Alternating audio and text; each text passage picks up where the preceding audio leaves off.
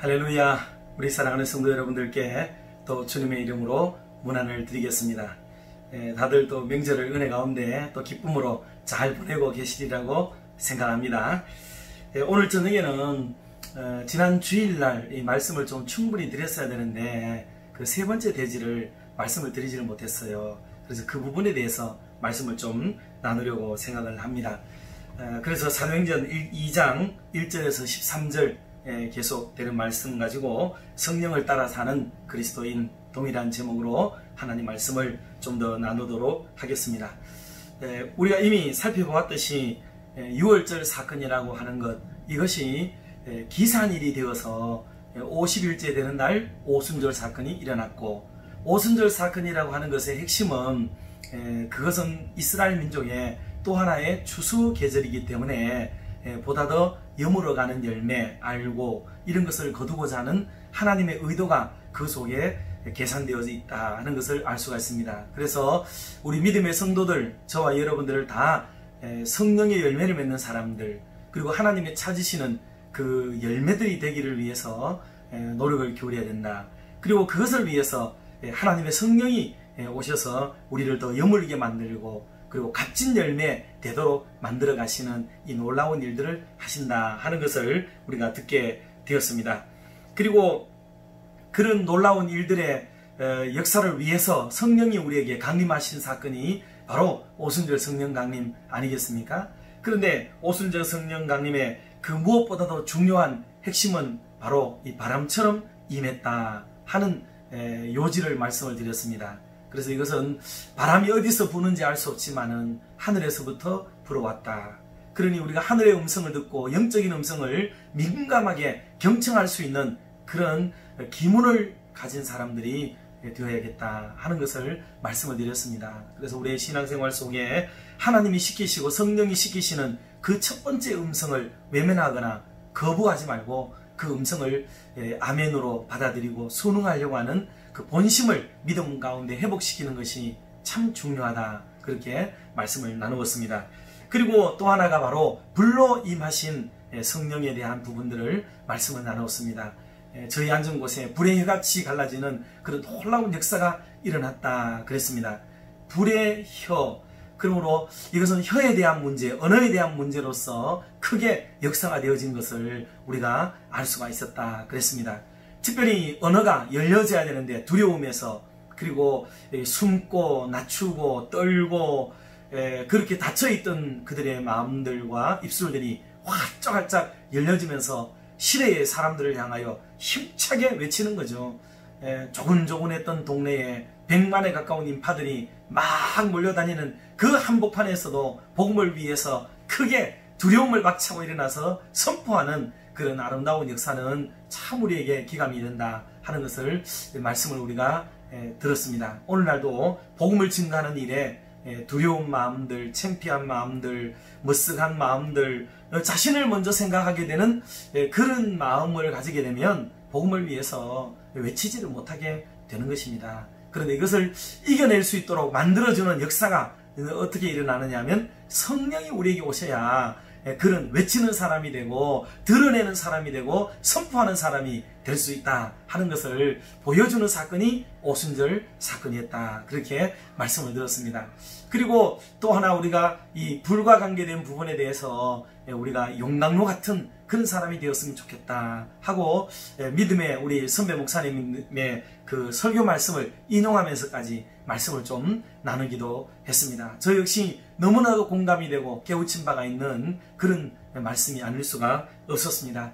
그래서 우리의 신앙생활, 함께 복음을 위해 일하고 함께 예배하고 함께 봉사하고 함께 이 땅을 살아가게 되어지는 좌우에 있는 믿음의 동력자들과 더불어 살아가다가 생길 수 있는 수많은 일들, 그런 일들에 대해서는 우리가 이 뜨거운 용광로 하나씩을 좀 안고 사는 사람들이 되어서 사람도 좀 그 아래 좀 미운 것도 속상한 것도 안타까운 것도 원망할 것도 불평할 것도 우리가 다 그 안에 좀 녹여버림으로써 하나님 앞에서 이 불과 같은 심령을 가지고 좀 살았으면 좋겠다 하는 마음을 가지고 우리가 그런 여러 말씀들로 은혜를 나누기도 했습니다. 오늘은 그 마지막 부분에 있어서 이 성령의 역사가 일어날 때에 방언으로 일어났다 하는 말씀에 대해서 중점적으로 말씀을 좀 더 드리도록 하겠습니다. 이 방언의 역사는 놀라운 일이었어요. 그런데 이 방언에 대해서 한국 교회도 많은 연구를 했고 수많은 설교가 쏟아지기도 했지만 특별히 우리가 생각해야 될 것은 다른 방언이었다 하는 것이었어요. 다른 방언. 그러니 각기 그곳을 찾았던 수많은 인파들이 그 각기 다른 곳에 살았던 사람들이었는데 어떻게 예루살렘 한복판에만 살았던 사람이 각기 흩어져서 살았던 우리들의 그 살고 있는 언어들을 저들이 다 알 수가 있었겠냐는 거죠. 우리는 이미 그곳에 가서 몇 년씩이나 살아도 충분한 언어 습득이 안 되어서 겨우 언어를 깨치고 있는데 어떻게 이들은 그 땅을 밟아본 적도 없는 사람이 단시간에 이 같은 은혜의 역사 또 놀라운 축복의 언어들을 구사할 수가 있겠는가 하는 일에 대해서 참 많이 놀랐다는 사실이죠. 성경은 이것에 대해서 특별히 이렇게 기록을 하고 있는 것을 보게 됩니다. 그런데 여러분, 은사주의의 성경 해석에 따르면 이제 이 방언이라고 하는 것은 심지어 구원의 조건이다까지 설명을 하고 있는데 결코 그렇지 않습니다. 여러분 생각해 보세요. 자, 이 성령의 역사를 관망하는 사람들이 100만 인파가 있었다 그랬죠. 물론 다가 아닐 수 있지만 그런데 그 소문을 듣고 그것을 듣고 그렇기 때문에 그 사람들은 직접 보았든지 간접으로 들었든지 거의 유대인들의 그 시대 그때의 유월절 사건 오순절 사건에 대한 얘기를 모르는 사람은 거의 없었습니다. 그거는 분명한 일이에요. 단지 조금의 시간차를 두고 얘기를 하고 직접적으로 보고 들은 사람이 있고 아주 지근거리에서 그 역사가 일어나는 것을 보았던 사람들도 있었고 그 사람들에 의해서 입에서 입으로 전파되어서 그때 당시 유대인들에게 이 오순절 사건은 굉장한 사건이 되었고요. 이거는 누구나가 다 아는 사건이 된 것이 분명합니다. 그러는 가운데 놀라운 사실은 이들이 각기 사는 곳으로 다 흩어졌다고요. 제 나라로 전부 돌아갔어요. 거기에 기록된 데에 따르면은 한 7군데 큰 권력으로 사람들이 떨어져서 살고 있었고 그 나라 수를 대충 세어봐도 15개국 정도는 되었습니다. 그런데 놀랍게도 그들이 가서 하나님의 복음 앞에 순종하고 교회를 세우고 그렇게 진리 앞에 귀의한 사람들은 얼마나 되느냐라고 물을 때에 거의 없어요. 오직 로마의 교회 하나, 소아시아에 있는 교회 하나, 이것뿐이었어요. 그 많은 교회들의 역사를, 성령의 역사를 경험하고 보고 갔던 사람들이 다 그렇게 뜨거운 가슴으로 역사를 일으키는 주인공들이 되었느냐? 그렇지 않았다는 얘기예요. 전혀 그렇지 않았습니다. 따라서 성령의 역사라고 하는 것은 아무리 말을 들어도 그것을 옆에서 보았다고 할지라도 그게 위력이 있는 것이 아닙니다. 중요한 것은 내가 성령을 받아야 하고 내가 성령을 경험해야 하고 내가 성령을 체험해야 그 사람의 이 성령의 역사가 살아있는 것이 되고 그 사람이 참으로 하나님의 일꾼이 되는 줄로 믿으시기를 바랍니다. 바로 곁에서 같이 있는 교회 안에서 성령의 역사가 일어나는 것을 쳐다보았다고 하더라도 그 현장에 있었다고 하더라도 그 사람에게 역사가 나타나지는 않습니다. 오직 성령을 내가 받고 내가 체득을 해야만이 그 성령의 움직임에 따라 살아가는 사람이 된다는 것을 역사적으로 역사신학적으로 보여준 사건이 바로 오순절 사건입니다. 이것을 우리가 꼭 기억을 해야 되겠습니다. 그런데 그때 당시 이스라엘 민족에게 이 오순절 사건이라고 하는 것은 충격적인 사건인데 그것은 단순히 성령이 임했다는 것만 가지고도 놀라운 사건이면은 분명했어요.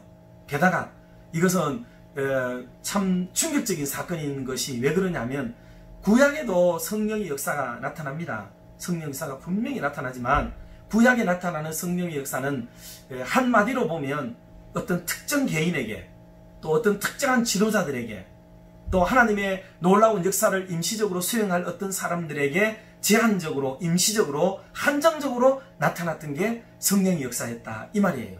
그런데 오순절 사건은 그 가지고 있던 고정관념을 완전히 깨트려서 성경에 오늘 본문에 기록된 대로 누가가 뭐라고 기록하느냐면 다 같이 모였더니 저희 앉은 온 집에 가득하고 저희에게 보여 또 저희가 다 성령의 충만함을 받고 이렇게 기록하는 게 이게 진짜 놀랄만한 사건이라는 거예요. 이게.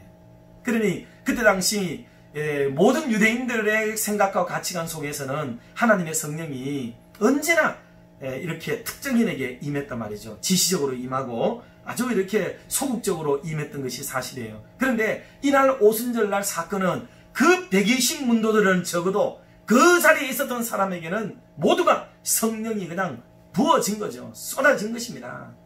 그래서 120문도의 삶은 증인의 삶이 되고 성령의 역사를 증거하는 삶이 되었습니다. 그러나 문 밖에서 수많은 인파가 보고 듣고 그것을 감망했던 사람들이라고 할지라도 그들에게는 도무지 이 성령의 역사가 유효하지를 못했다 하는 것을 보여주는 것이 바로 이 본문에서 우리가 꼭 기억을 해야 될 말씀이겠습니다. 사랑하는 성도 여러분, 민수기 11장에 가면 24절 이하에 하나님의 영이 모세와 더불어서 임했던 역사를 기록하고 있어요. 거기에 회막에 많은 분들이 모여서 이제 일종의 제사를 드리고 있었는데 그때 하나님의 영이 모세의 기도에 따라서 크게 역사가 되었습니다. 그런데 놀랍게도 그날 회막에 오지 않고 오늘날로 말하면 숙소에 머물러 있었던, 진에 머물러 있었던 두 사람이 있는데 엘닷과 메닷이라고 하는 사람이에요.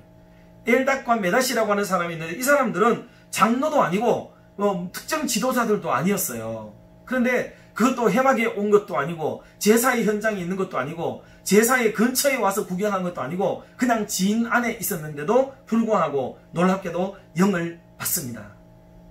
영을 받아요. 그리고는 예언을 하는 사건이 벌어지게 됩니다. 그래서 여호수아가 이 소식을 듣고 막 화가 울그락불그락하게 난 거죠. 질투가 막 불일 듯이 일어난 겁니다.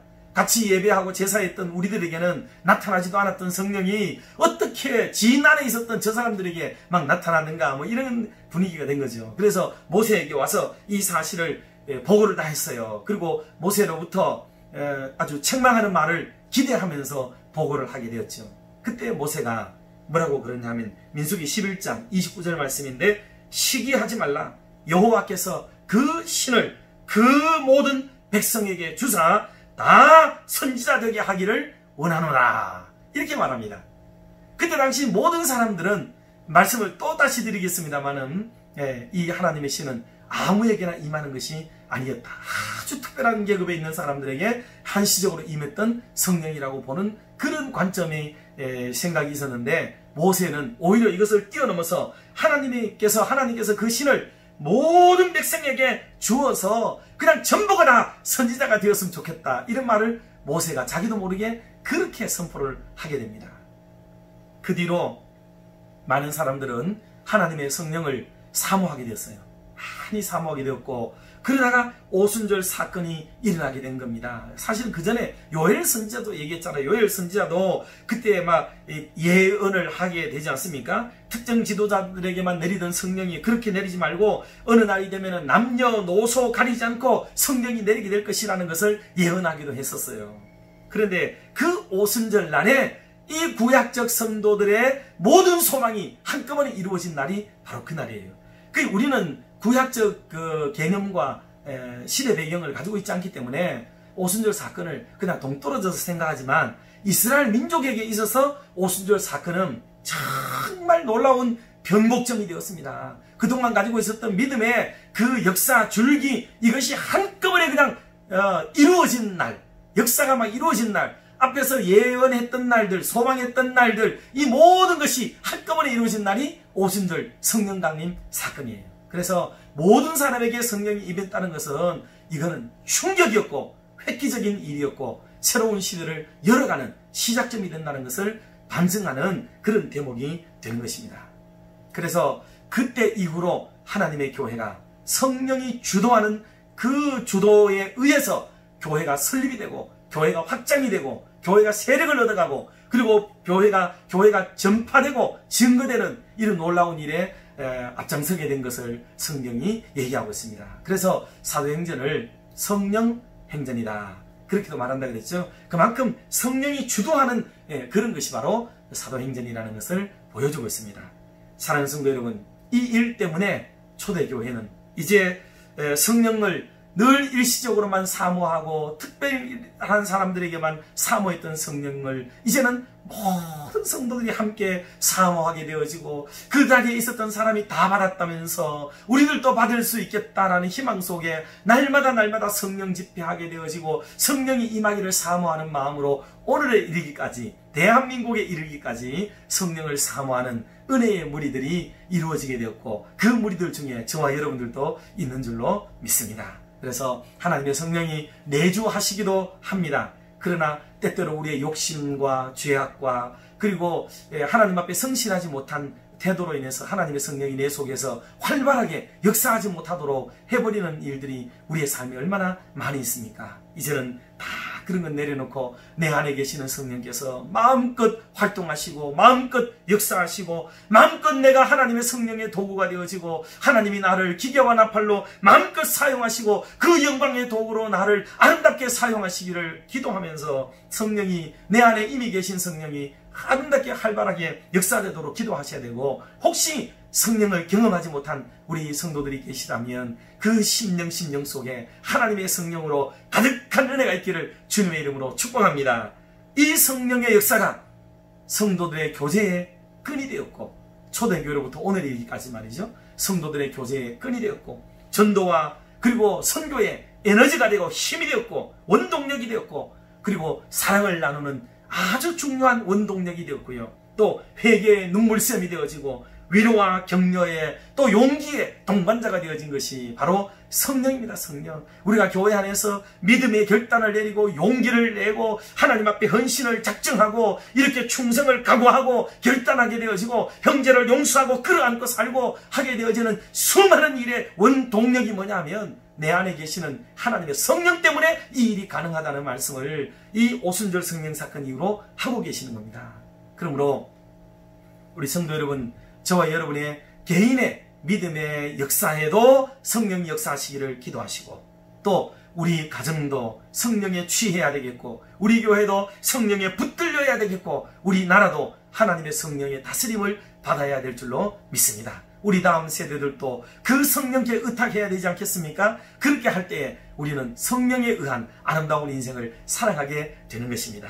이 멋진 인생을 오늘 이후로부터 더 굳게 각오하고 살아가는 그런 저와 여러분이 될 수 있기를 주님의 이름으로 축원합니다.